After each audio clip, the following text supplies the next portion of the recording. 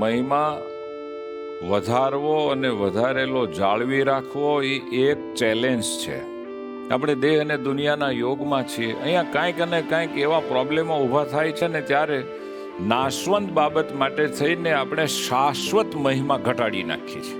ભગવાનનો મહિમા ક્યારેક ઓછો થઈ જાય, જીવનમાં કંઈક એવું સંકટ આવી જાય ત્યારે આપણા ગુરુજીનો, સંતોનો કે ઘણીવાર હરિભક્તોનો મહિમા પણ ઓછો થઈ જાય.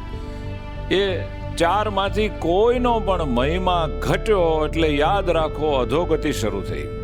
ભગવાન અને ભગવાનના જે હોય એનો મહિમા ક્યારેય ઘટાડવાનો હોતો જ નથી. મહિમા ઘટાડ્યો એટલે એ ખાડામાં ગયો. મહિમા હંમેશા વધારવાની ચીજ છે. એનો કોઈ અપવાદ જ નથી કે આવા સમયમાં મહિમા ઘટાડી દેવાય.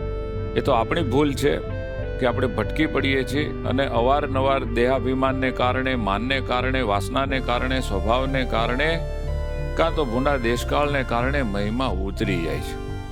ખાસ કરીને આપણું ધાર્યું ન થાય અને થોડીક ભીં પડે, આપણી રુચિ બહારનું હોય ત્યારે આપણે મહિમા રાખી શકતા નથી. આપણે સમજવું જોઈએ કે એ બધી બાબતો ક્ષુલ્લક છે અને મહિમા એ તો બાપ અત્યંત કિંમતી અમૂલ્ય ચીજ છે, એ ઓછો ન કરાય. માટે હંમેશા મહિમા તો વધતો અને વધતો રહે એમ જ રહેવું જોઈએ. કદાચ હાલમાં વધે નહીં તો જે છે ને એને એકદમ સાચવીને રાખવો જોઈએ. થોડોક સમય પૂરતા આપણે એ દેશકાળે, એ સમય સંજોગોમાં સાવધાન થઈ જઈએ કે ઘટવા તો દેવો જ નથી. અને તમને ખબર છે, ઘટી રાતોરાત જાય અને વધારવો હોય તો વર્ષો લાગે છે. તમે ચેક કરો, આજે મને તમને ભગવાનનો, સંતોનો, હરિભક્તોનો જે મહિમા થયો છે એ કંઈ આમ સીધી સ્વિચ ઓન કરવાથી એકદમ થઈ જાય છે? તો શું કામ ઘટવા દેવો ભાઈ?